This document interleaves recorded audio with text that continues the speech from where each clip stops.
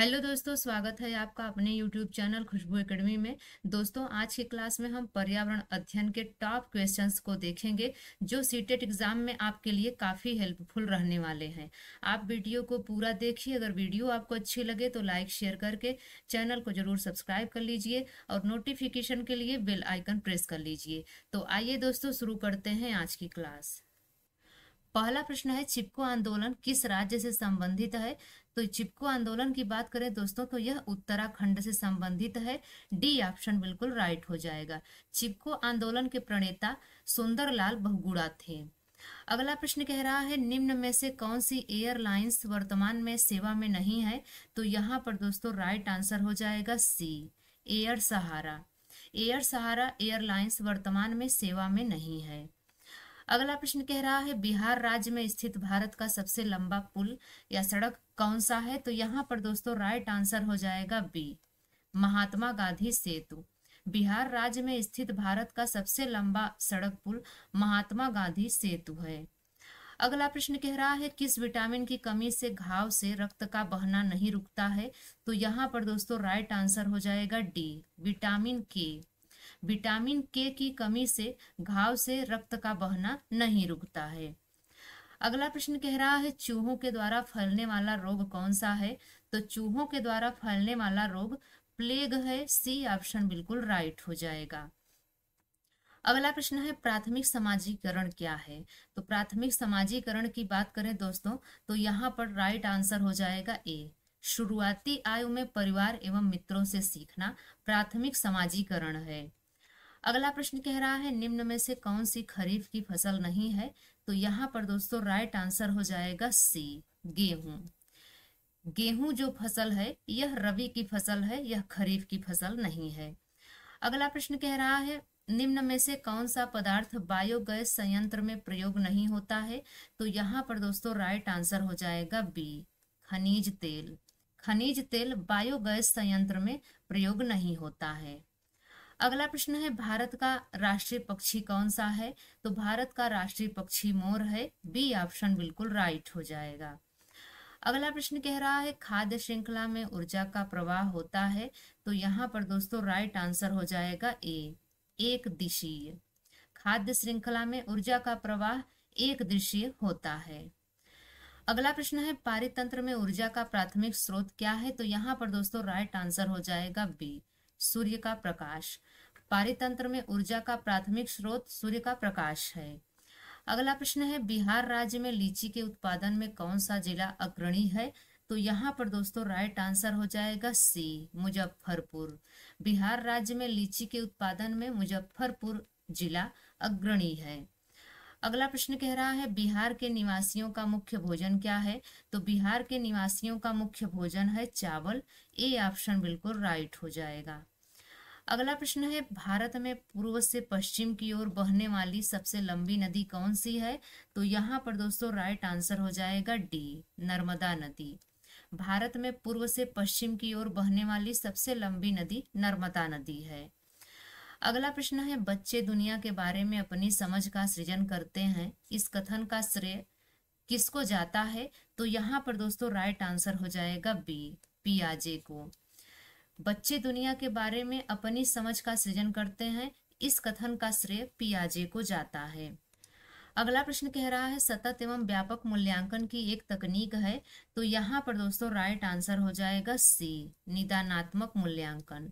सतत एवं व्यापक मूल्यांकन की एक तकनीक निदानात्मक मूल्यांकन है। अगला प्रश्न है, एक अच्छे परीक्षण की कौन सी विशेषता नहीं है? तो यहाँ पर दोस्तों राइट आंसर हो जाएगा डी, उत्तीर्ण करना। एक अच्छे परीक्षण की विशेषता उत्तीर्ण करना नहीं है। अगला प्रश्न है, छात्रों में रटने की प्रवृत्ति रोकने हेतु कैसे प्रश्न पूछने चाहिए? तो यहाँ पर दोस्तों राइट आंसर हो जाएगा ए, वस्तुनिष्ठ। छात्रों में रटने की अगर प्रवृत्ति खत्म करनी है तो उनसे वस्तुनिष्ठ प्रश्न पूछने चाहिए। अगला प्रश्न है, लड़के लड़कियों की अपेक्षा अधिक बुद्धिमान होते हैं, यह कथन आपके राय में क्या है? सही है या सही हो सकता है, या बुद्धि के भिन्न पक्षों के लिए सही है, या लैंगिक पूर्वाग्रह को प्रदर्शित करता है? तो लड़के लड़कियों की अपेक्षा अधिक बुद्धिमान होते हैं, यहाँ पर दोस्तों राइट आंसर हो जाएगा डी, लैंगिक पूर्वाग्रह को प्रदर्शित करता है। अगला प्रश्न है, बिहार राज्य के कक्षा 5 तक पर्यावरण अध्ययन कैसा विषय है? तो यहाँ पर दोस्तों राइट आंसर हो जाएगा सी, समन्वित। बिहार राज्य में कक्षा 5 तक पर्यावरण अध्ययन समन्वित विषय है। अगला प्रश्न है, पर्यावरण अध्ययन में क्षेत्र भ्रमण का मुख्य उद्देश्य क्या होता है? तो यहाँ पर दोस्तों राइट आंसर हो जाएगा सी, प्रत्यक्ष अनुभव। पर्यावरण अध्ययन में क्षेत्र भ्रमण का मुख्य उद्देश्य होता है प्रत्यक्ष अनुभव प्राप्त करना। अगला प्रश्न है, प्राथमिक स्तर पर पर्यावरण अध्ययन के लिए कौन सी विधि प्रभावशाली है? तो यहाँ पर दोस्तों राइट आंसर हो जाएगा बी, कहानी विधि। प्राथमिक स्तर पर पर्यावरण अध्ययन के लिए कहानी विधि प्रभावशाली है। अगला प्रश्न है, निम्न में से कौन सा एक अभिप्रेरित शिक्षण का संकेत होता है?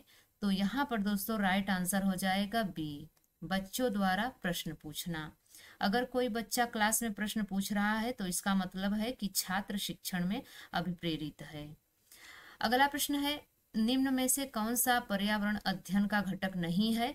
तो यहाँ पर दोस्तों राइट आंसर हो जाएगा डी, सौर मंडल। सौर मंडल पर्यावरण अध्ययन का घटक नहीं है। अगला प्रश्न कह रहा है, पर्यावरण अध्ययन के लिए आप छात्रों को कौन से चैनल देखने का सुझाव देंगे? क्या आप नेशनल जियोग्राफी देखने का सुझाव देंगे, या डिस्कवरी, या एनिमल प्लैनेट? तो यहाँ पर दोस्तों राइट आंसर हो जाएगा डी, उपरोक्त सभी।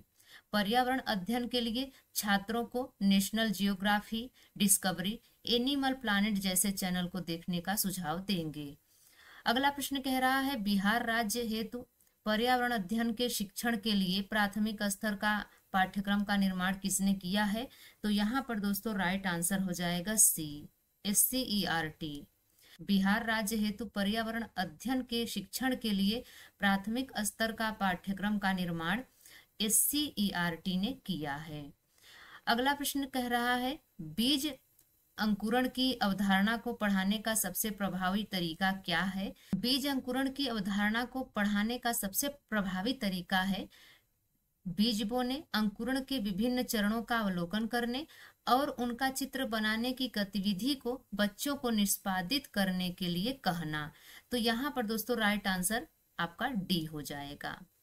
अगला प्रश्न कह रहा है, जल मंदिर का संबंध निम्न में से किससे है? तो यहाँ पर दोस्तों राइट आंसर हो जाएगा डी, जैन धर्म से। जल मंदिर का संबंध जैन धर्म से है। अगला प्रश्न कह रहा है, निम्न में से किस राज्य की सीमा बिहार को स्पर्श नहीं करती है? तो यहाँ पर दोस्तों राइट आंसर हो जाएगा बी, मध्य प्रदेश। मध्य प्रदेश राज्य की सीमा बिहार को स्पर्श नहीं करती है।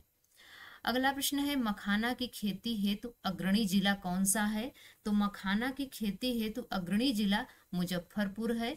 बी ऑप्शन बिल्कुल राइट हो जाएगा। तो दोस्तों ये रही आज की हमारी पर्यावरण की क्लास। आपको यह क्लास कैसी लगी आप कमेंट्स में जरूर बताइएगा। अगर आपने अभी तक चैनल को सब्सक्राइब नहीं किया तो आप जरूर कर लीजिएगा। इस चैनल से आपको काफी मदद मिलेगी। तो मिलते हैं किसी और वीडियो में, तब तक के लिए बाय एंड टेक केयर।